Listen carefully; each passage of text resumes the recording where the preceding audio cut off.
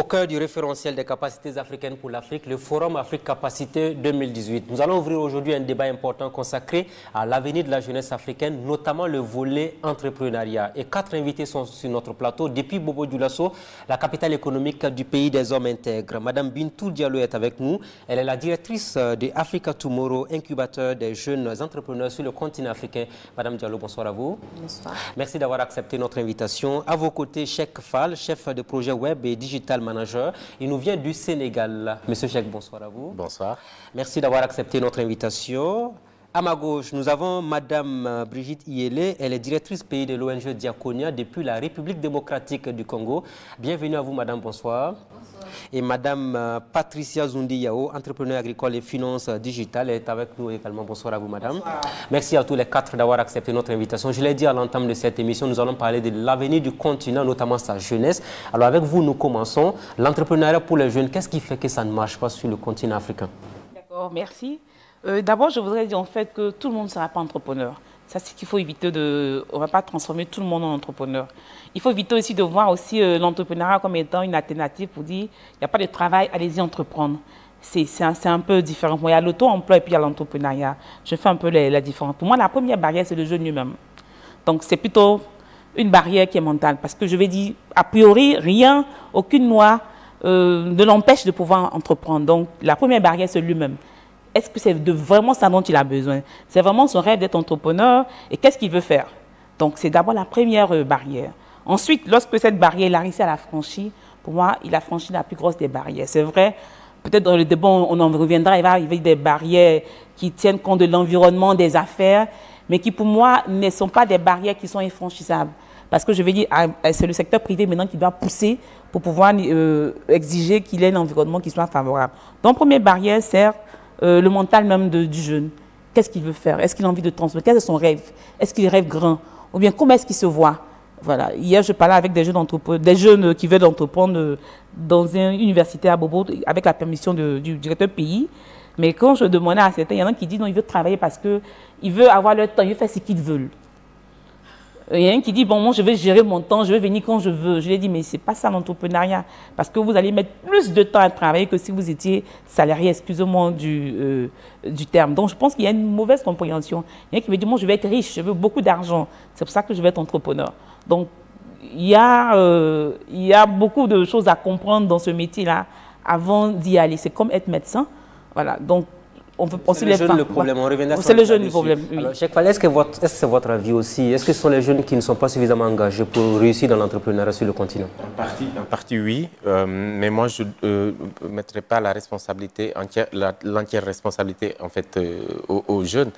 Je pense que le système aussi joue sa part, et le système c'est quoi? C'est la façon de formater l'esprit des jeunes, la façon de préparer les jeunes. Le jeune, il ne se prépare pas lui-même.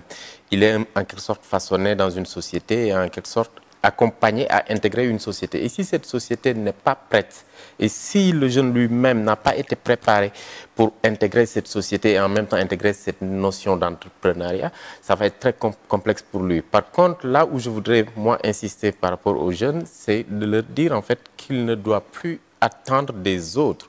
C'est à eux de prendre leurs responsabilités en allant vers le savoir, en allant vers la connaissance, en allant vers l'ouverture d'esprit pour voir comment fonctionne le monde d'aujourd'hui et ce qui se fait ailleurs, puisqu'on en a les possibilités avec Internet.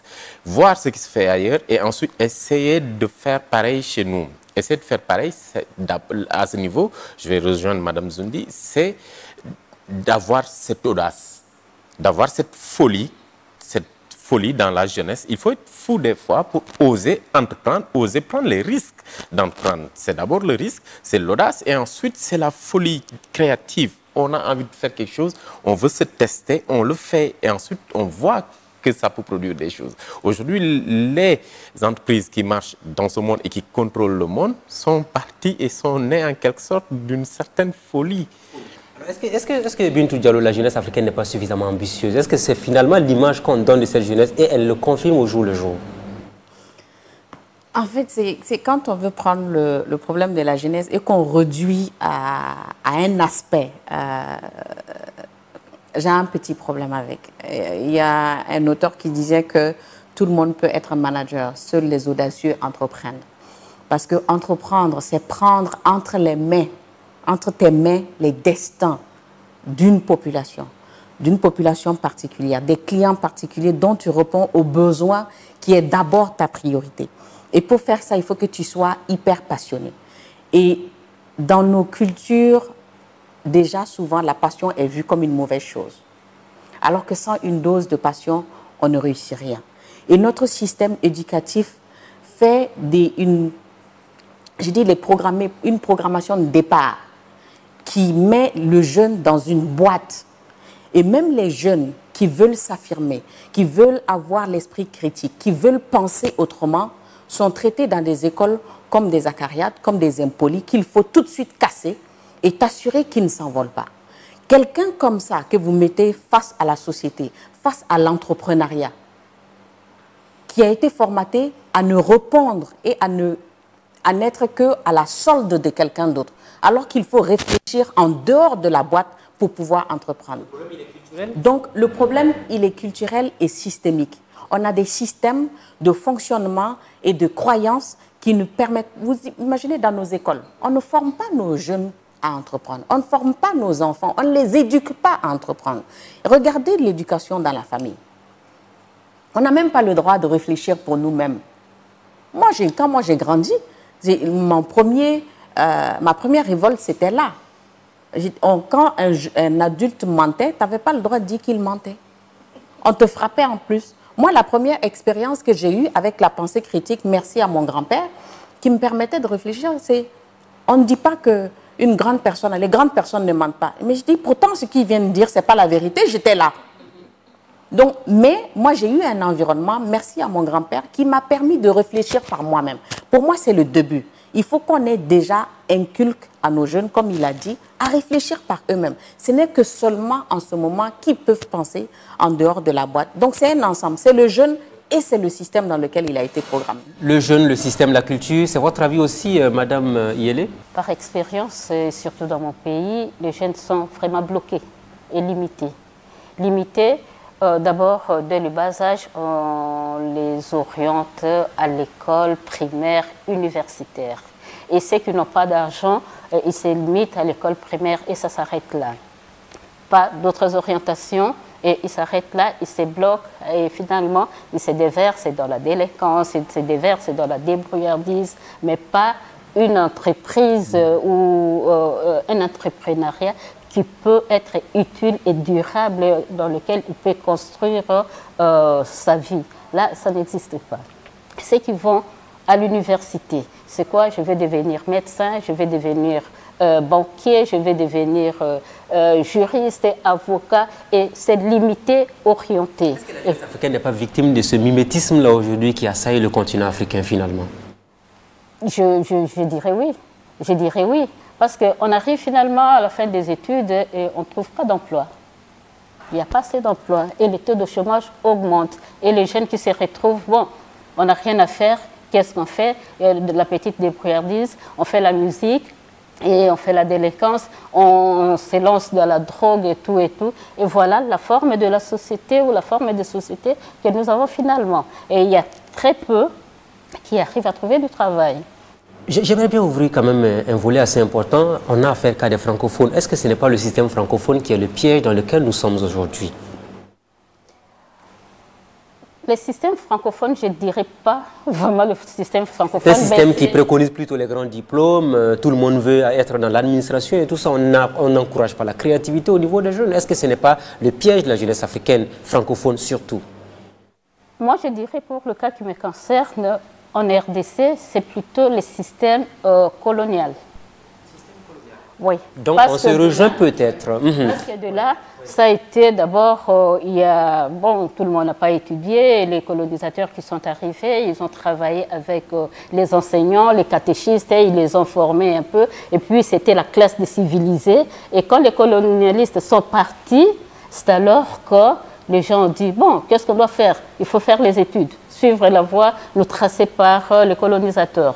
Et voilà. Mais il n'y a pas eu un système qui maîtrise l'orientation même de la jeunesse, des jeunes.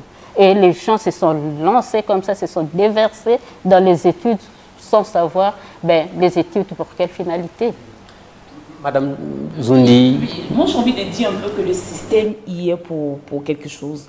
Parce que lorsqu'on fait une comparaison, le système francophone, voilà. Enfin, voilà. Donc, il y est pour quelque chose parce que comment je fais une comparaison avec les entrepreneurs, nos collègues entrepreneurs du Ghana, du Nigeria, du Kenya, ou de l'Afrique du Sud, il y a déjà une différence. On a comme l'impression qu'ils ont un avantage concurrentiel, je vais dire, sur nous. Parce que quand vous regardez notre système, d'abord, on a été fait pour travailler dans le bureau. Ça, c'est clair. C'était la fonction publique. Après, il y a une autre vague du privé. Et c'est maintenant qu'on entend parler d'entrepreneuriat. Et que lorsque vous regardez un peu les pays francophones, il n'y a pas beaucoup de pays francophones où il y a des business schools. Parce que comme je dis, c'est un métier. Donc, on va à l'école pour apprendre ce métier-là.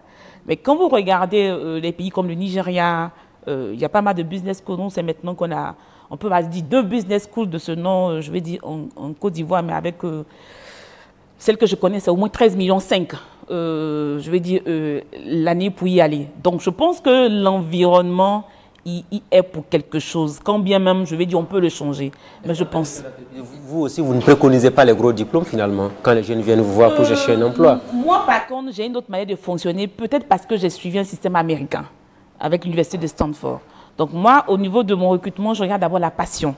Pour moi, c'est la passion de la personne qui vient à moi qui est le plus important. Donc, j'ai un système de recrutement vraiment que je peut-être conseille pas, mais que j'expérimente, qui moi me profite, parce que j'avais essayé un autre système où il fallait regarder le CV du gars, tout et tout. Mais c'est plutôt la passion que la personne a de pouvoir faire ce qu'il a envie de faire. Et après, maintenant, je regarde le diplôme qui, pour moi, est une présomption de connaissance. Parce qu'après, il faut voir comment est-ce qu'il s'y défend. Donc, j'ai changé un peu ma manière de voir dans le recrutement. Donc, vous allez trouver des jeunes. Mon équipe est relativement jeune. Hein. Je pense que la moyenne, c'est 30 ans. Hein, avec des personnes avec qui je travaille, peut-être parce que le digital, c'est quelque chose qui sert aux jeunes, mais l'agriculture, j'ai aussi des jeunes là-dedans. Donc voilà. Le même constat que vous faites, le système, la colonisation, elle a parlé de la colonisation, elle parle du système. Est-ce que vous faites le même constat? C'est le même lien qui limite la jeunesse africaine francophone aujourd'hui dans son expansion dans l'entrepreneuriat? Je dis ça en 2000, pendant à l'UNESCO, je travaillais à l'époque avec l'UNESCO et pendant les écoles pour tous. Et quand j'avais dit que c'est le système francophone le problème, on m'a traité de raciste. Oui. C'est quand même trop fort. C'était très fort. Ouais. Mais je ne l'ai jamais oublié et je n'ai pas arrêté de regarder. Même les business schools dont elle parle, qu'on a commencé à ouvrir dans nos pays francophones, c'est toujours fait dans la théorie. Vous avez donné un exemple tout à l'heure dans la causerie. On apprend aux enfants à faire des projets parce que ça te sort de ton papier. Dans l'Afrique francophone, le diplôme est valorisé à la place de la compétence et du savoir-faire et du savoir-être. Pour moi, c'est tout ça, une reprogrammation totale qu'il faut faire. Je suis contente d'entendre que Madame Zoundi Yao utilise les mêmes méthodes qu'on a au niveau de l'incubateur.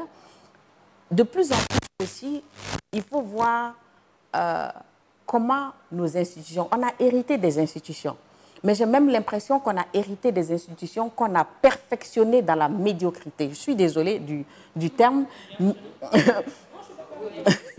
Voilà. Et donc, pour moi, tant qu'on n'aura pas le courage de se regarder en face et de dire que, avant que la colonisation n'existe, nos peuples ont existé et ont fonctionné et ont inspiré le monde entier, notamment le Kurukanfugan, qui est le document de base des droits humains.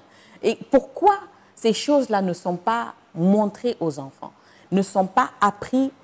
Il faut qu'on commence à apprendre à faire et qu'on sorte. Pendant la colonisation, le francophone apprenait à s'assurer, éduquer nos enfants, à s'assurer qu'ils seront des exécutants permanents.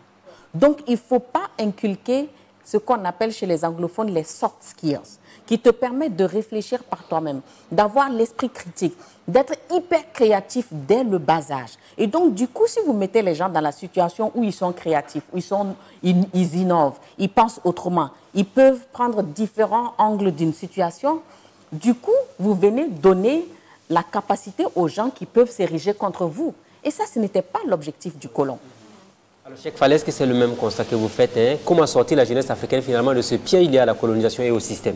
Alors, Je prends mon exemple. Moi, si je n'avais pas réussi en fait, à penser en dehors du système et à sortir du système, je ne pense pas que je serais là à parler de ce thème. C'est parce que j'ai, à un moment donné de ma vie et de mon contact avec l'outil informatique, j'ai compris qu'il fallait penser en dehors du système dans lequel j'étais obligé de m'adapter, c'est-à-dire de suivre les cours, de faire ma formation et d'avoir mes diplômes. Mais avant d'avoir mes diplômes, moi, j'étais déjà dans la création de projets, j'étais déjà dans les idées de mettre en ligne des sites Internet et une application, j'étais déjà dans l'idée de travailler par moi-même tout en continuant à faire mes études. Je n'avais pas le moyen d'abandonner les études, de quitter l'université et ensuite de m'occuper de ça puisque je ne suis pas riche et je n'ai pas d'argent. Mes parents n'allaient même pas ensuite comprendre. Mais c'est tout en étant à l'université que j'étais en train de concevoir mon premier projet numérique. Et cela grâce à l'informatique et au fait que j'étais en contact avec un outil qui m'avait permis d'avoir du savoir, mais du savoir autrement que le savoir que j'étais en train d'acquérir à l'université, qui ne me servait absolument pas à grand-chose.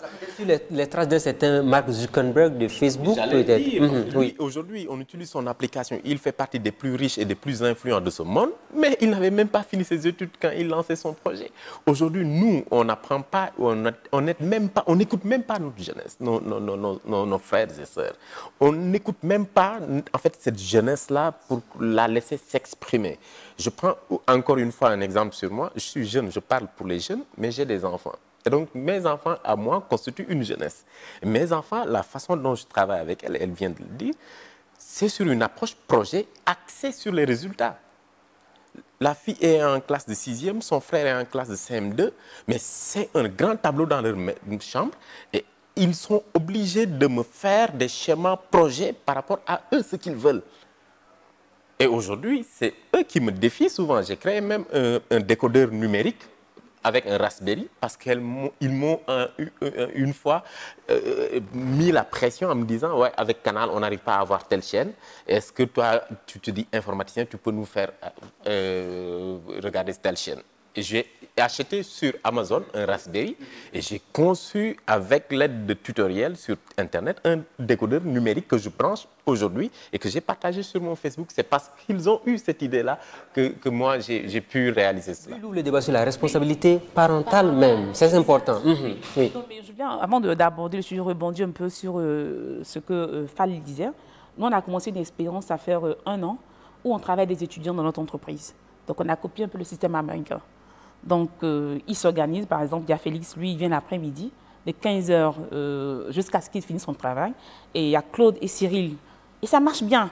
Et donc, du coup, bon, ça leur permet d'avoir de l'argent, puisque je vais dire, pour le travail qu'ils font, ils s'organisent parce que je vais dire, je ne suis pas très exigeant si tu viens à 8h, tu descends à 18h, mais tu me donnes mon travail quand? Donc, ils s'organisent et ça marche bien. Et je me rends compte qu'ils progressent parce qu'ils ont l'occasion, puisque ce sont des élèves à l'université virtuelle en informatique, de pouvoir appliquer ce qu'ils apprennent là-dedans. Donc, j'ai dit, mais si ça marche ailleurs, on va essayer. Et donc, on a essayé avec 3, ça marche. Donc, on va étendre de plus en plus pour permettre d'avoir des étudiants en même temps qui travaillent de manière partielle. Et nous aussi, ça nous permet de bénéficier de leur énergie parce que j'avoue que c'est la tête pleine d'idées folles, mais qu'il faut laisser voilà, s'exprimer. La responsabilité parentale, justement, on en parle justement. Oui, oui. Oui, parce que je vais dire, combien de parents sont prêts aussi à accepter leur enfant, laisser à l'entreprendre dans l'incertitude? Parce qu'en fait, c'est dit, mais fais le concours de l'ENAREF, fais le concours de l'ENAM, parce que c'est la sécurité, fais le concours du Trésor. Donc, je vais dire, il y a encore même cette hésitation des parents à encourager l'enfant à aller dans un chemin de l'inconnu que lui-même il ne maîtrise pas. Donc, il préfère qu'il sécurise un emploi quelque part. Et quand bien même le gars il veut démissionner de là où il est, s'il demande conseil, il ne va jamais démissionner. Voilà. On a l'impression que le privé, c'est l'aventure dans l'inconnu que les parents n'encouragent pas, Madame Brigitte Yélé. Oui, il y a effectivement la responsabilité parentale par rapport aux orientations de l'enfant. Je me rappelle quand j'étais une fois en Belgique, dans une famille amie, il n'y avait pas de poste de télévision. Ils avaient des petits-enfants. Et moi, j'étais étonnée. Et j'hésitais même de demander, comment dans une maison en Europe, les gens peuvent manquer un poste de téléviseur. Et après, dans la causerie, ils vont dire, si vous mettez un poste téléviseur, ça bloque l'innovation, la créativité, l'inventivité chez l'enfant. Et c'est ce que... Beaucoup vont nuancer sans doute. Hein. Oui, des propos que beaucoup vont nuancer, oui. Je retrouve chez nous, on se réveille, les enfants sont déjà en train de regarder la télé, les films, les bandes dessinées et tout et tout.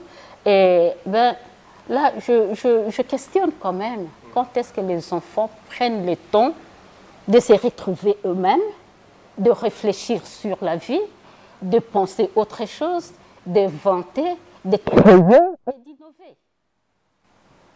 Je crois que ça, c'est aussi un défi parental que nous avons pour arriver à discipliner les enfants par rapport à la modernité. Maintenant, il y a les téléphones, il y a des tablettes. Les enfants se réveillent tout de suite là, c'est sur tablette, Facebook, ils sont en train de naviguer. Mais quand est-ce que l'enfant va crier lui-même? Mais aussi, il y a... Ce n'est pas forcément en phase, parce qu'on est dans une société de la connaissance, et cette connaissance, elle est collective, elle est cognitive. Aujourd'hui, on n'a plus besoin forcément de parcourir tous les cours qu'on reçoit en classe, sachant qu'à côté, on a un YouTube qui nous permet d'avoir accès à un contenu universel. Les enfants ne vont pas sur le net pour faire des recherches. Il y en a, il y en a, c'est qu'est-ce qu'ils font et comment organiser leur vie numérique. Par contre, il faut les préparer. Il faut les préparer. On tend tous vers cette révolution-là, on tend tous vers cette révolution numérique. Et si nos enfants, on leur interdit déjà de s'inscrire dans cette marche du monde pour intégrer le numérique, ils vont subir ce numérique. Il ne s'agit pas d'interdire, mais il s'agit de discipliner les enfants. Tu vois, un enfant qui se réveille directement, il est sur la télé. Mais quelle est la responsabilité de parents? Et un enfant qui passe toute la journée sur les tablettes, YouTube et tout. Mais qu'est-ce qu'il regarde aussi? C'est ça la question. Est-ce qu'il est en train seulement de faire des recherches ou bien il est en train de naviguer sur autre chose? Est-ce que l'enfant doit passer toute la journée seulement à voir ce qui est déjà écrit? Mais il faut discipliner l'enfant. Quand est-ce que l'enfant peut être d'abord seul ou réfléchir à autre chose, penser et tout de suite, toute autre chose. Je suis d'accord que l'enfant doit faire des recherches, on doit initier les enfants, mais on doit initier les enfants à la modernité, on doit aussi initier les enfants à réfléchir, à innover et à penser sur la vie. Bintou Diallo. Oui, moi je dirais, on ne peut donner que ce qu'on a reçu. La plupart de nos parents ne peuvent pas nous donner que ce qu'ils ont reçu comme éducation primaire. Mais on a la chance à un moment donné qu'on a des parents comme nous qui faisons la rupture. Parlons de la télé. Tout dépend de comment tu programmes ta télé. Pour moi, l'enfant est né dans la technologie et c'est ça son monde. Comment tu le régules dans sa technologie, ça c'est la responsabilité du parent. Et de suivre. Parce que souvent aussi, nous les parents, ce que nous faisons, nous pensons que quand l'enfant est devant la télé, ça nous permet de faire nos affaires, alors que...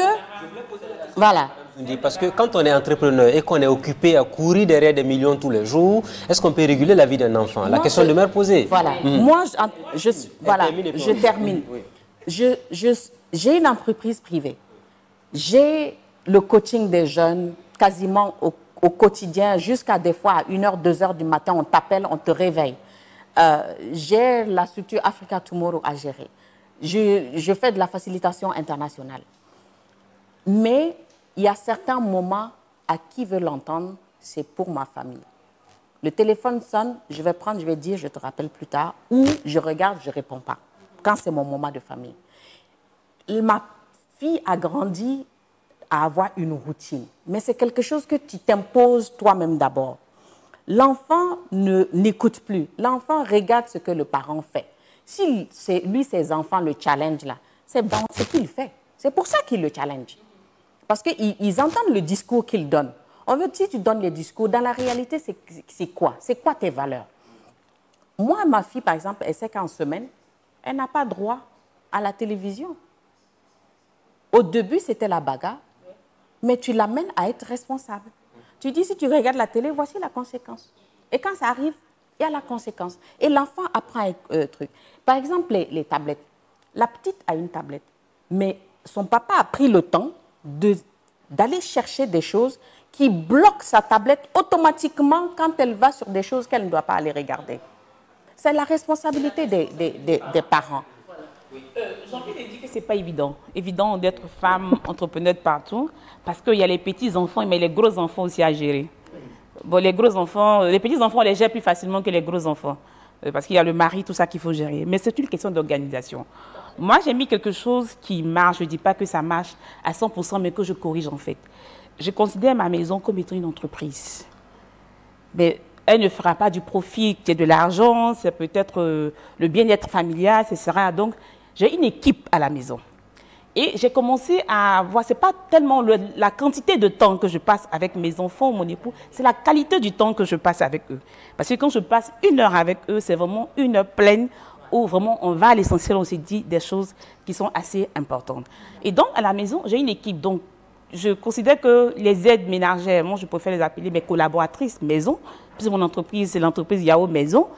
Donc, je les gère comme je gère mon entreprise. Donc, ma fille et moi, celle qui s'occupe de la maison, on s'assoit, on définit les charges, tout et tout. Et je lui dis, bon, voici. On définit ensemble qu'est-ce qu'on va mettre en place. Et je mets une politique en place. Je lui dis, par exemple, pour les factures d'eau, on paye 1000 francs. Et si tu m'arrives à... Si tu fais en sorte qu'on paye à 500 francs, on a gagné 500 francs. Je prends 2 tiers, je te donne 1 tiers. Donc, on fait ça pour toutes les dépenses. Donc, du coup, elle est focus sur les dépenses et moi, je fais mes économies. Parce qu'il y a à chaque fois une motivation. Donc, pour les enfants, c'est pareil. Quand tu les encadres bien, chacun a sa prime, elle a des primes. Donc, il faut penser à professionnaliser, pour moi, ce travail d'aide-là. Écoutez, Cheikh Fall, on ne peut pas s'en passer de nouveaux outils, de la nouvelle technologie, parce que même des enfants de 5 à 6 ans commencent à créer des choses qui peuvent leur être utiles dans l'entrepreneuriat dans le futur. Et il faut les accompagner dans cette créativité-là. Exact. Il faut les accompagner. Quoi qu'il en soit, eux, en fait, ils vont en savoir plus que nous. De toute façon, c'est déjà le cas. Moi, je connais mon père, s'il a un souci avec son téléphone, ce n'est pas lui qui répare, c'est à moi qui l'envoie. Alors que c'est à lui de m'encadrer. Bon, si je dois faire la même chose pour mes enfants, c'est de les préparer pour qu'ils en sachent autant ou plus que moi, pour qu'après, qu'ils soient eux en train de vivre ce monde-là. Ce qu'il faut aussi dire, c'est qu'on est dans un monde d'audace, d'innovation et de créativité. Quand on parle de hackathon ou de rendez-vous où on organise, où on fait venir des jeunes et on leur demande de réfléchir pendant 72 heures à créer des projets, c'est un monde d'innovation, de créativité, de rapidité, d'audace et de folie. Et dans ce monde-là, si on veut cantonner, si on veut mettre dans des bulles, en essayant de respecter plus ou moins le système qui est établi jusque-là sans rompre avec, je pense qu'on va subir encore une fois cette révolution-là. Et cette révolution, c'est celle qui est en train de porter le monde. On est dans une économie marginale à coût zéro, on invente quelque chose à partir d'une idée. On dépense 0 francs et on gagne des millions. Elle en sait quelque chose. Voilà. Madame Brigitte Iyele, je voudrais qu'on ouvre un autre chapitre de notre discussion d'aujourd'hui sur l'entrepreneuriat des jeunes. Beaucoup ont fini par dire que ce sont les dirigeants, les gouvernants qui n'assument pas leurs responsabilités avec des financements et l'accompagnement des jeunes.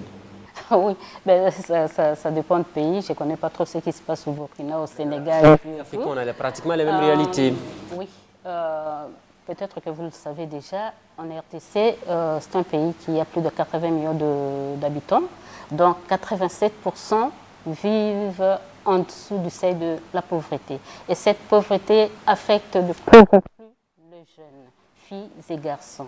Donc vous comprenez qu'il y a déjà un grand problème de gouvernance qui fait que la pauvreté ne fait qu'accroître dans le pays et que les gouvernants sont tenus responsables de toute la mégestion, mais aussi de la qualité de jeunes que nous avons dans le pays.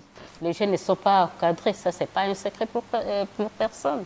Ils ne sont pas encadrés, même s'ils vont à l'école, c'est pour faire quoi? Et quelle est la qualité de l'éducation? Ça c'est un autre aspect à discuter. Et ils terminent l'université avec quel bagage intellectuel?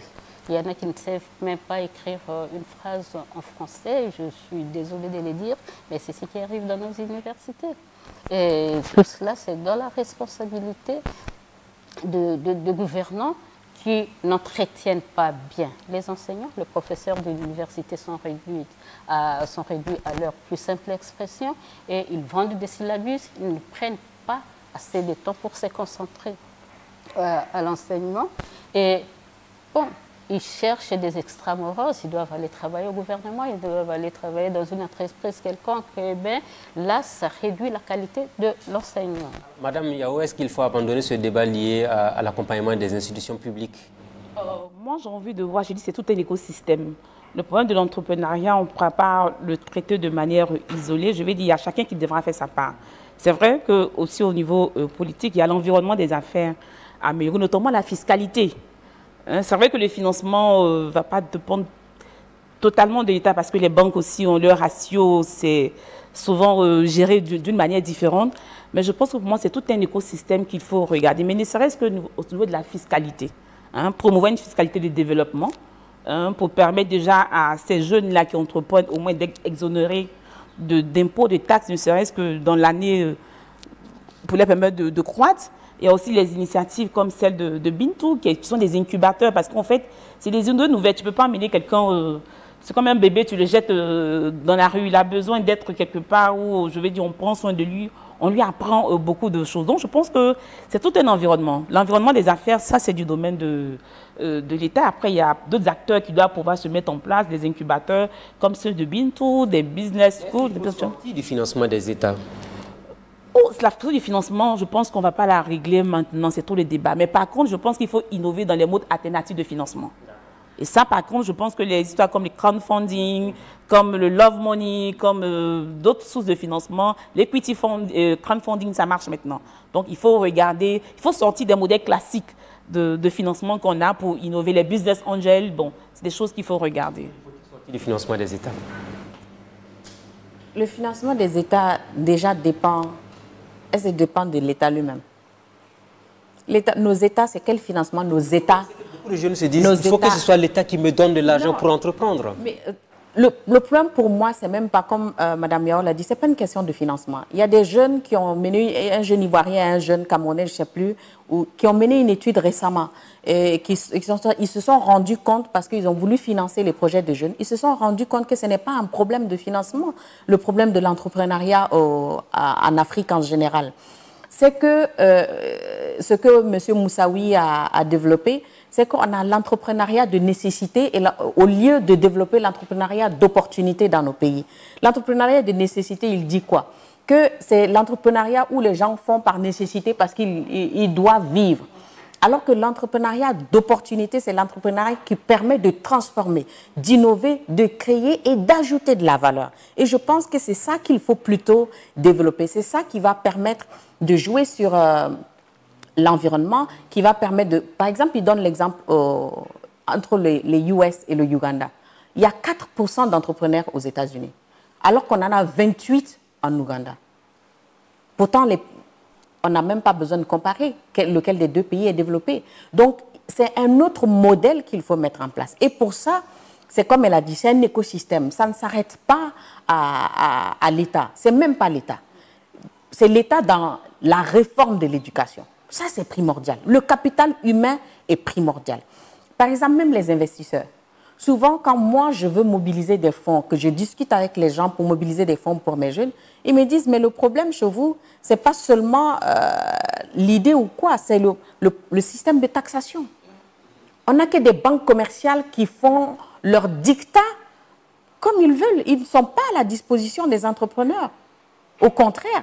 Et c'est ça que l'État doit réguler.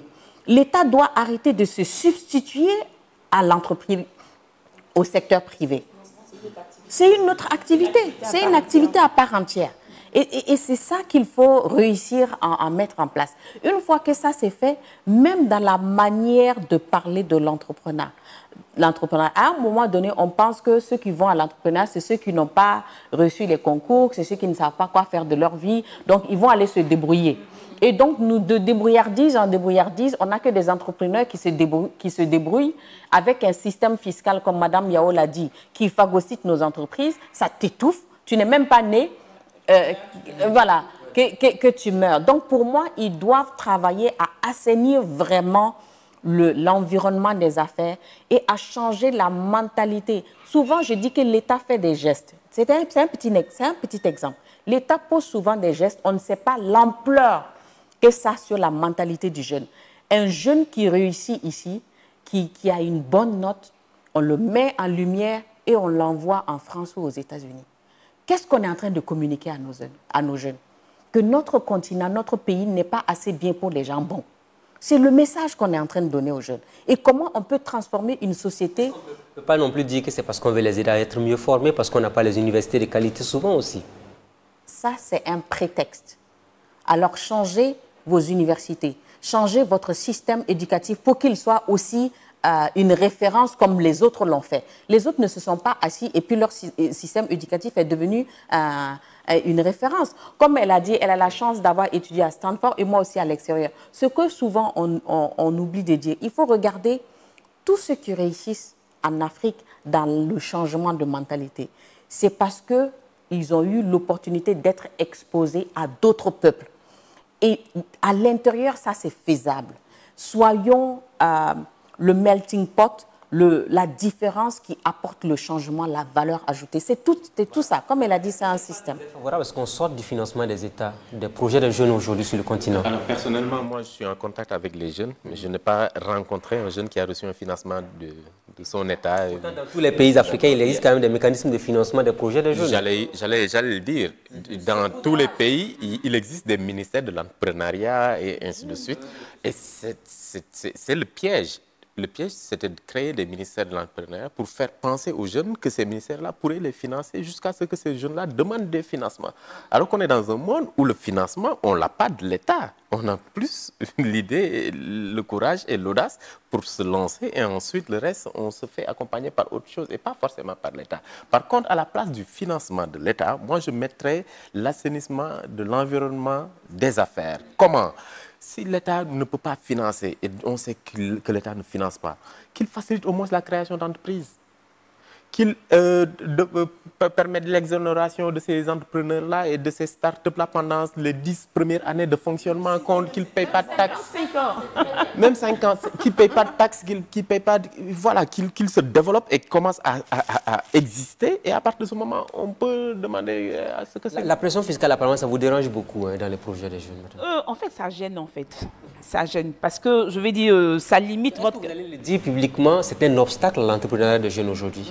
Ah oui, bien sûr. Parce que je vais dire, un jeune qui peut avoir...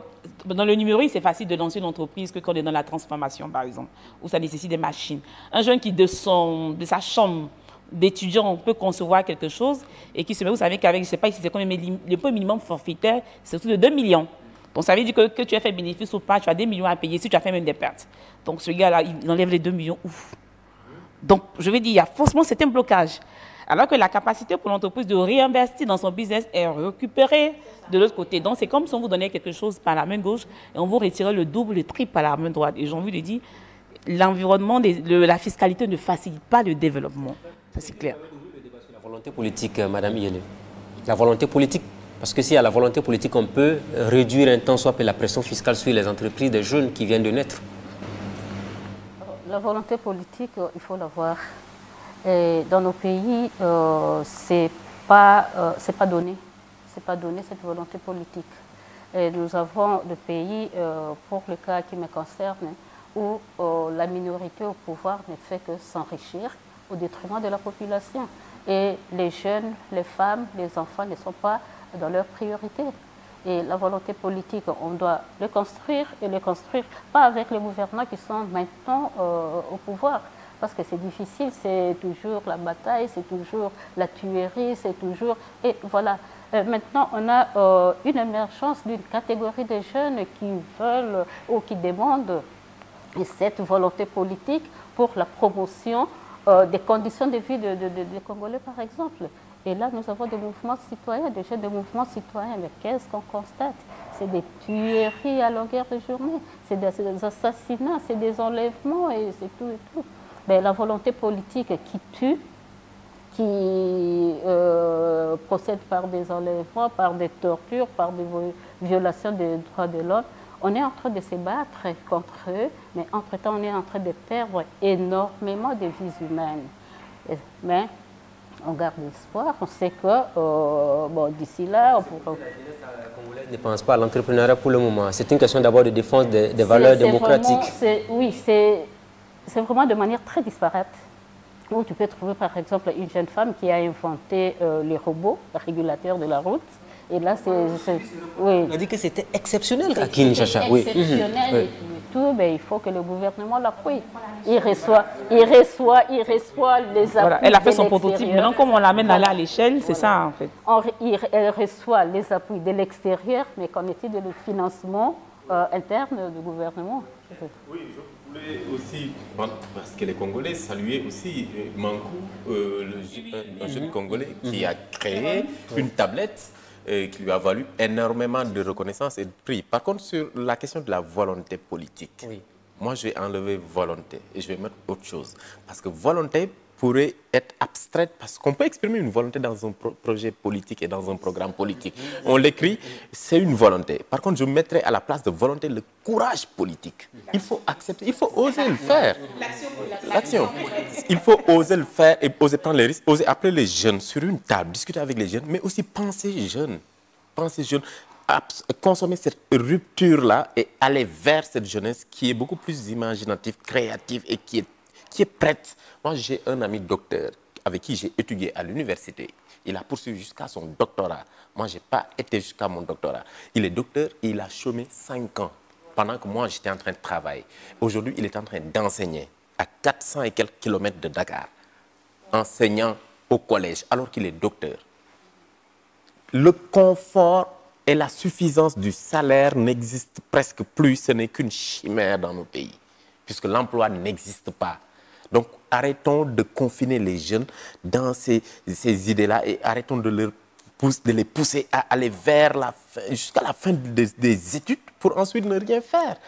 Accompagnons les jeunes à être plus créatifs, plus imaginatifs et plus audacieux. Et comme ça, on verra que ces jeunes-là vont faire bouger les lignes.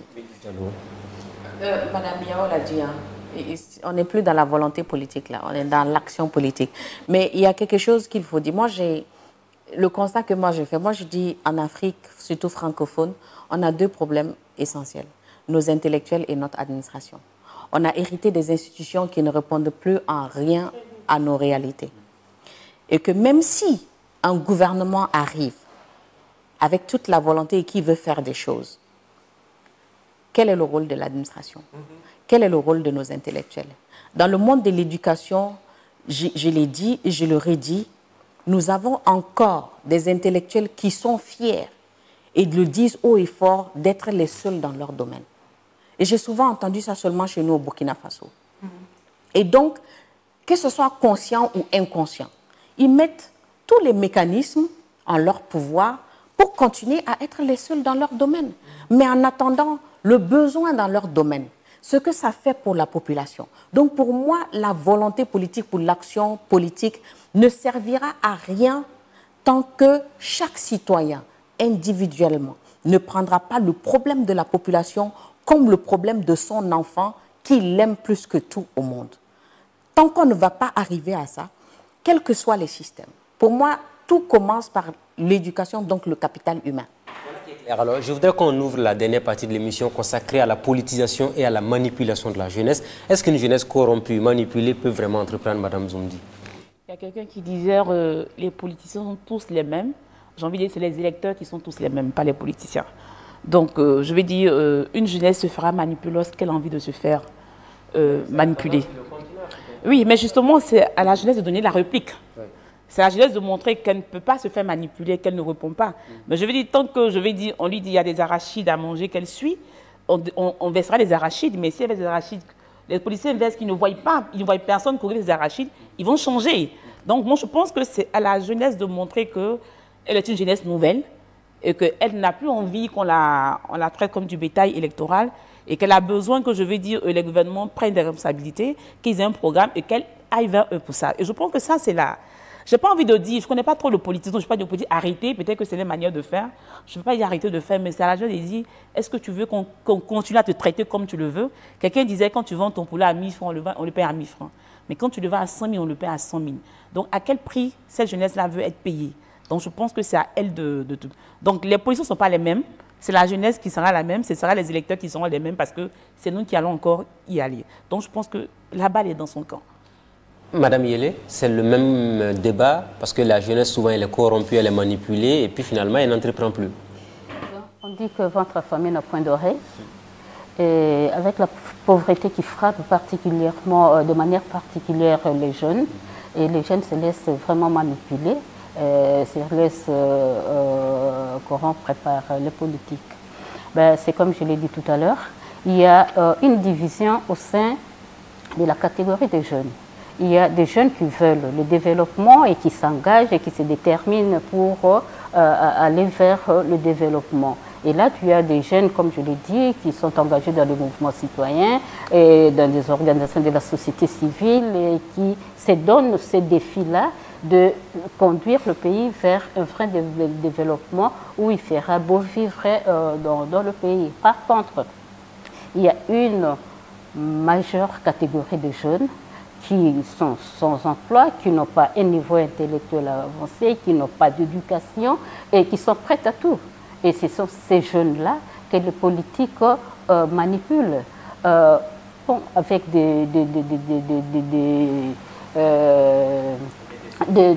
avec des subsides, avec des t-shirts, avec de l'argent très modique et tout.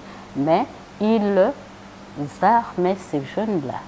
Et il y a des armes, il y a des armes blanches par exemple. Si tu arrives à Kinshasa, il y a une catégorie de jeunes qu'on appelle Koulouna qui sont très manipulés par les politiques et qui créent des désordres comme vous ne pouvez pas vous imaginer. Et ils entrent dans des maisons avec des machettes, ils tuent les gens sur la route avec des machettes, avec des bouteilles et tout, et c'est entretenu. Et quand il y a des manifestations politiques ou des manifestations de la société civile, ce sont ces jeunes-là que le pouvoir largue sur la route pour contrer les manifestants. Et c'est comme cela qu'on enregistre pas mal de pertes en vies humaines. C'est la pire jeunesse que l'on peut deviner pour un pays, qu'on peut souhaiter pour un pays. Des jeunes qui sont manipulés, corrompus et tout ça. Tout à fait, c'est la pire. Ouais. J'aimais bien cette phrase de Wade quand il battait campagne en son temps, parce que je vivais au Sénégal, j'ai fait 8 ans au Sénégal. Il disait que dis-moi quelle jeunesse tu as, je te dirai quel pays, quel avenir ou quel pays tu seras. La question de la jeunesse, quand je suis avec les jeunes, je suis très dure avec eux. Mais ils ne sont, comme je l'ai dit hier matin, que le produit de leur socialisation. Mais quand je suis avec eux, je dis, si tu te fais herbe, on te broute. Mais il faille avoir les armes pour pouvoir dire non. Des armes pour pouvoir tenir tête. J'ai dit, il faut qu'on apprenne à nos jeunes à avoir des rêves qui leur font tellement peur. Mais ça, ils ne peuvent pas naître avec si on ne leur inculque pas. Si lui, il n'avait pas mis ses enfants dans un environnement digital, il ne ferait pas les choses aujourd'hui pour le challenger dans le digital. S'il avait mis ses enfants dans la rue et puis aller s'asseoir dans un maquis et boire son tchapalo, arriver à la maison, ne pas lui-même être l'exemple, le jeune n'est que le reflet de notre société. C'est facile pour nous aujourd'hui de dire qu'ils sont irresponsables, ils sont ceci.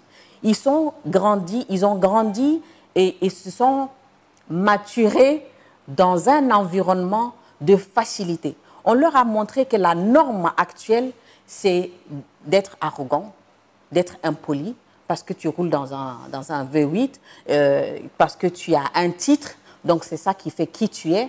Et on a oublié les valeurs qui font l'homme, les valeurs qui construisent l'homme.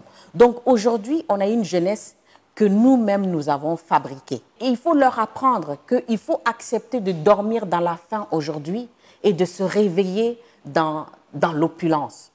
Cheikh Fall, est-ce que c'est votre opinion aussi? Alors, moi je pense que pour avoir été en contact avec des jeunes, puisque je me considère toujours jeune, je ne dirais pas qu'on subit de la manipulation ou la corruption. Aujourd'hui, il faut saluer cette jeunesse africaine responsable, mature, engagée et consciente. Elle existe, cette jeunesse. Pourquoi il faut la saluer? Parce qu'elle porte une voix plus audible que cette jeunesse manipulée ou corrompue dont vous parlez. Et cette jeunesse africaine est en train de bâtir un nouveau continent. est en train de créer, de construire avec les moyens du bord. Ils ne sont pas soutenus, ni accompagnés, ni épaulés, ni aidés. Ils sont même critiqués. Mais ils y vont, ils foncent parce qu'ils croient en quelque chose. Et ça, pour moi, c'est le lieu et le moment de le souligner ici dans votre émission et de saluer la jeunesse burkinabé, mais aussi la jeunesse sénégalaise. Et pour ne citer que ces deux exemples, qui aujourd'hui... La jeunesse congolaise aussi qui lutte, parce qu'on se rappelle de cet activiste qui a été tué au Congo, qui fait l'actualité aujourd'hui. De la lutte de Philippe, il y a un autre qui a été incendié dans sa maison à 2 h du matin. C'est il y a 2 semaines qu'on l'a enterré. Alors, on va faire un tour de table parce que nous sommes pratiquement en fin d'émission. Je commence par vous, madame. Quel conseil vous avez à donner à la jeunesse aussi sur la question de l'entrepreneuriat aujourd'hui? Par rapport à la jeunesse, je crois que la jeunesse doit se prendre en charge et être responsable de l'avenir du pays. La jeunesse doit s'engager pour le développement du pays. Vous souhaitez avoir des jeunes comme Emmanuel Macron sur le continent africain? Oui, bien sûr. Moi, mon président Kabila, malgré tout ce qu'il est aujourd'hui, il est arrivé au pouvoir à 29 ans. Il était encore trop jeune, mais ça doit être un jeune bien construit, bien battu, bien réfléchi pour bien conduire la nation vers la prospérité. Merci à vous. Madame Zoundi. Aujourd'hui, il y a de rêver. De rêver même en couleur, pas en blanc-noir. Parce que ça ne coûte rien de rêver. Et voici 4 choses que je conseille. C'est toujours essayer. C'est-à-dire, quand il y a une idée, il faut toujours essayer. Et de vous dire que vous allez échouer. Mais comme il n'y a pas d'échec en entrepreneuriat, vous allez apprendre. Et puisque vous avez appris, vous allez réussir. Donc, s'ils arrivent à vivre avec ces 4 éléments-là, essayer, échouer, apprendre et réussir, il n'y a pas de raison que les choses n'y aillent pas. Il n'y a pas d'échec en entrepreneuriat. L'échec est une autre forme d'apprentissage. Cheikh Fall. Moi, je dirais, restons fous, soyons imaginatifs, osons, c'est une expression que je dis, je ne sais pas si elle est correcte ou pas, mais osons l'audace. Voilà, c'est ça. Diallo. Waouh, quand je dis chaque fois, qu'est-ce qu'il faut dire aux jeunes? Moi, je ne dirais pas quelque chose que je dois dire aux jeunes. Je dirais, écoutons davantage les jeunes. Soyons là davantage pour eux. Parce que c'est en leur permettant de faire des erreurs qu'ils comprennent que l'erreur n'est qu'un passage d'apprentissage et que l'erreur n'est qu'un passage de construction et que l'erreur n'est qu'un passage de voir plus grand et de construire plus grand que soi. Apprenons-leur à avoir des combats qui sont plus grands que leurs besoins immédiats. Et moi, je dis, quand on fait une erreur, ce n'est pas forcément la fin en soi, mais il faut apprendre à mettre l'accent sur ceux qui font bien. On a passé trop de temps à insulter ceux qui ne font pas bien, à oublier et marginaliser des jeunes comme Fall qui font bien. Mettons l'accent sur ceux qui font bien. Ceux qui font mal, ils vont finir par comprendre que c'est la voie à prendre, c'est ce qui est bien. Merci beaucoup. Merci à Bintou Diallo, merci à Cheikh Fall, merci également à Madame Patricia Zoundi Yao. Merci à vous, Madame Brigitte Iyele. On souhaite surtout pour la RDC plus de paix, de démocratie et de bonne gouvernance, à l'image de tous les pays africains. Très bonne suite de programme à tous et à toutes. Ainsi prend fin cette émission consacrée à l'avenir de la jeunesse et à l'entrepreneuriat, surtout la jeunesse qui représente l'avenir du continent, on l'espère bien, pas surtout dans les discours politiques, mais dans les faits. Très bonne suite de programme à tous et à toutes. Et rendez-vous la semaine prochaine pour une nouvelle aventure. D'ici là, portez-vous bien.